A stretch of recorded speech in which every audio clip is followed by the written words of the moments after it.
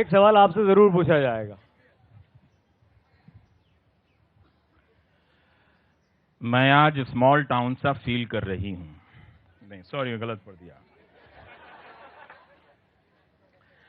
मैं आज small town सा फील कर रहा हूं और मैं मेट्रो सी।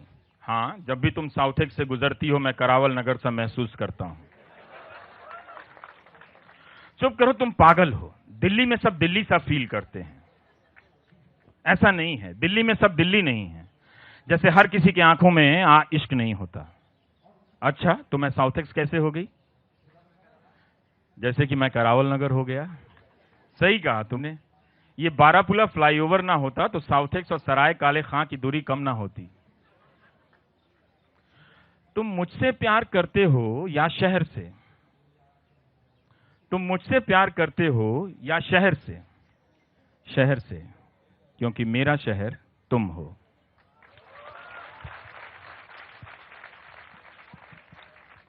रवीश भाई, अगर आपकी इजाजत हो, आज्ञा हो, तो कुछ गुफ्तगू का सिलसिला इश्क और मोहब्बतों को आगे बढ़ाया जाए। सवाल एक एक करके कीजिएगा, कोई काउंटर क्वेश्चन नहीं, और सवाल छोटे रखिएगा। और आधार कार्ड, पैन नंबर ये सब नहीं बताने वाला हूं। माहौल बदल गया है।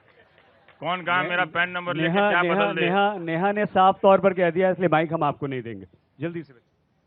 छोटा छोटा सवाल सर, आपने इतनी आपकी टीआरपी भी एनडीटीवी में है, बट आप लोग क्या देखते हैं कि जो इतना देखना पसंद करते हैं, और आप जितने यहाँ पर बैठे हुए बच्चे सब लोग आपका फैन बन चुके हैं, इसका मेन कारण क्या है? कारण देश की महंगाई है। कोई सस्ता और अच्छा एंकर ढूंढ के लाओ। सर, आप ऐसे ही चलती रहिए, देश आपके साथ है। नहीं नहीं, देश उनके साथ हो जिनको आगे ले जाने की जिम्मेदारी है। हम तो पीछे से कुर्ता खींचने वालों में से हैं। सर, आपसे मेरा ये क्वेश्चन है कि आप अपनी अंतिम बार होम टाउन कब गए थे, गांव कब गए थे, और अब जाते हैं तो जब आए थे तो क्या आपको अंतर महसूस होता है? देखिए, मेरा उस मोतिहारी से बहुत भावनात्मक लगाव है, और उस लगाव की वजह मेरे पिताजी हैं। अब वो इस दुनिया में नहीं हैं, तो जब थे तो काफ़ी जाना पड़ता था, और अब वो नहीं है तो उनकी वजह से मैं नहीं जा पाता हूँ। क्योंकि जाना सिर्फ मेरे लिए मोतिहारी जाना नहीं है। मतलब मैं इस तूफान से गुजरने लगता हूँ, मैं संभाल नहीं पाता हूँ। तो इतनी गहरी यादें जुड़ी हुई हैं कि मैं भागता रहता हूँ उससे। लेकिन मैं छठ में गया था, मेरी बड़ी माँ गुजर गई थी, तब मैं गया था। मेरी माँ अभी गांव में ही हैं, तो सुबह ही उनसे बात हुई है। वही बताई कि लोग यहाँ बड़ा खिसियाई चला था, केहू के पास पैसे नहीं थे। हम बोले काहे तरह लगे, पैसा नहीं क्या? पैसा तो देवे कोई नहीं है तरह के। तो सब दे दिला, हजार हजार का, 100 रुपया का कुछ मिलते नहीं क्या। ना घर में आलू आवता ना सब तरकारी आवता। तो मैंने किसी को कहा कि भाई सब्जी भेज दो वहां के लिए जरा सा घर में। तो संबंध है, पर जाना इतना आसान नहीं है मेरे लिए। रवीश भाई, दर्शकों से हम सवाल पूछवाएं, लेकिन ये जो बात आपने कही, अपनी भाषा, जो अपनी बोली जो आपने बोली इस भोजपुरी में, जब आपने एंकरिंग में इसका इस्तेमाल किया, वो डेलिब्रेट था या बस अगर मैं वहां बैठा हूं तो अपनी बात पहुंचाना ज्यादा जरूरी है, वहां पर बोली, भाषा, उच्चारण, व्याकरण ये सब नहीं आएगा? नहीं, मुझे लगता है कि मुझे मालूम नहीं कि कौन देख रहा है कौन नहीं देख रहा है। तो आप जो सामान लेकर गांव से आए हैं, कम से कम वो तो दिखाइए, है ना। भोजपुरी मेरी मातृभाषा है। जब हम लोग अपने घरों में हिंदी को बोलने बरतने लगे तो बड़ी माँ बहुत डांट देती थी कि आइल वाले पटना से अंग्रेजी बोलता रहे। वो बाद में पता चला अंग्रेजी कुछ और है। तो मैंने कहा अरे बाप रे बाप, मैंने हिंदी सीखने में ही जिंदगी लगा दी, पता चला अंग्रेजी कहीं और। आओ बेटा, व्हाइट हाउस तक तो पहुंचो। तो मुझे लगा कि जो मेरी मातृभाषा है वो आपको पता होना चाहिए।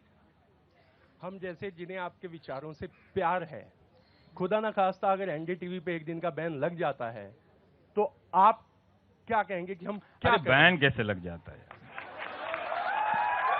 आप नहीं थे क्या? आप लोग नहीं हैं, तो जब आप रहेंगे तो कैसे बैन लग जाए? यहां खड़ा होकर न्यूज पढ़ देंगे सड़क पे। क्या है? मैंने कहा कहीं संविधान में लिखा है कि पत्रकार न्यूज पढ़ेगा तो स्टूडियो में ही पढ़ेगा? कहीं पढ़ देगा, पार्क में पढ़ देगा, गाड़ी में पढ़ देगा, नहीं होगा तो बाथरूम बंद करके जैसे गाते हैं वैसे न्यूज पढ़ देंगे। इसमें क्या है? करो जो करना है करो, बैन करना है बैन करो, बंद करना बंद करो, जो करना है करो। क्या करें? हम तो न्यूज पढ़ लेंगे बाथरूम में बंद करके, तो क्या करो? रोक लोगे ये क्या? आखिरी सवाल लेंगे। ओ, अरे नेहा जी, नेहा जी का आदेश आ गया अभी।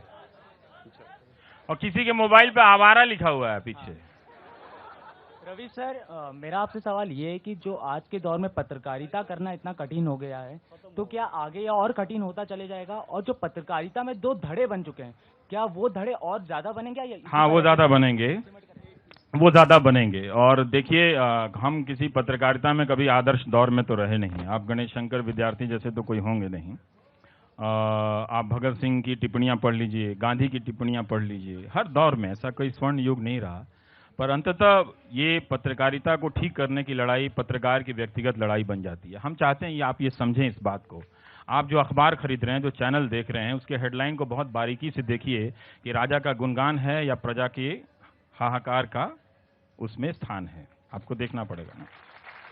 गुणगान ज्यादा है तो शक करना चाहिए, स्थान ज्यादा है तो भरोसा रखना चाहिए कि कुछ अच्छा होने वाला है।